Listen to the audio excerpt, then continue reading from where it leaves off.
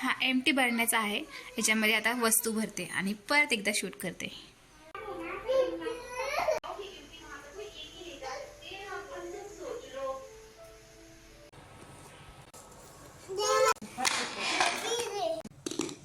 Join करताना दोन्ही बिळामध्ये असं टाकून घ्या आणि मग स्क्रूने टाईट करा, कारण तुम्ही टाकायला गेला ना की दुसरीकडे ते ब्रेक होऊन जाईल, दुसऱ्या बिळामध्ये जाईल आणि ते तुटून जाईल। त्यामुळे स्क्रूमध्ये ते बिळामध्ये टाकून घ्या, नंतर स्क्रूने जॉईंट करा।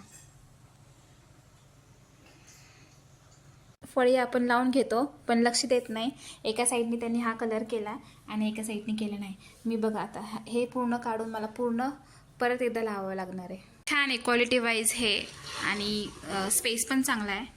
आता मी वाट बघते, माझे काचेच्या बरण्या पण मी पार्सल मागवल्यात। त्या काचेच्या एकदा बरण्या आल्या की मी तुम्हाला याच्यामध्ये सगळं ठेवून दाखवते। आधी एवढ्या सगळ्या माझ्याकडे काचेच्या वस्तू होत्या, ग्लास, डब्बे वगैरे, तरी पण मी ऑनलाईन मागवल्यात। काही कप पण मागवलेत, त्या बरण्या मागवल्यात मी। 12चा सेट आहे, 350 रुपयाला।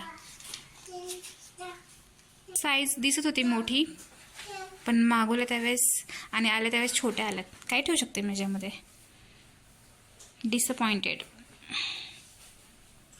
मला वाटलं माझ्याकडे जी आधीची साईज होती तेवढीच असेल, पण हे त्याच्यापेक्षा छोट्या आहेत। ह्यात नाही काही जास्त ठेवू शकत आपण।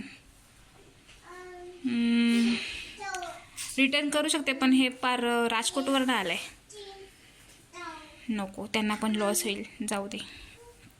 करू शकतो आपण, छान दिसेल ट्रान्सपरंटमध्ये मसाले वगैरे। स्वच्छ चांगल्या धुवून घेतल्या, तर सुकून त्यामध्ये मसाले भरते। मला खरं तर ॲक्च्युली डाळ तांदूळ यासाठी मागवलं होता, पण नाही आली ती साईज, तर काय करणार। कप सेट ऑर्डर केला होता, जसा फोटोमध्ये होता तसाच आलेला आहे ॲक्च्युअलमध्ये। छान क्वालिटी आहे, सिम्पल सोबर डिसेंट डिझाईन आहे। काचेच्या वस्तू किचनमध्ये असल्या ना चांगलं फ्रेश वाटतं। किचन पॉट मागवले होते किचनमध्ये ठेवायला। बघा कसं दिसतोय, तुम्ही हँग पण करू शकता।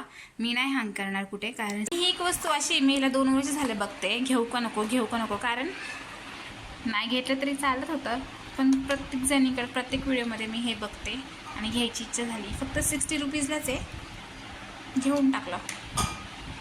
हा फायनल लुक खूप छान आणि भारी दिसतंय, अरेंज दिसतंय सगळं सिस्टमॅटिकली। नाहीतर बरं, त्या पण प्रोडक्टची लिंक हवी असेल तर मला कमेंटमध्ये लिंक टाईप करा, मी तुम्हाला लिंक देईल।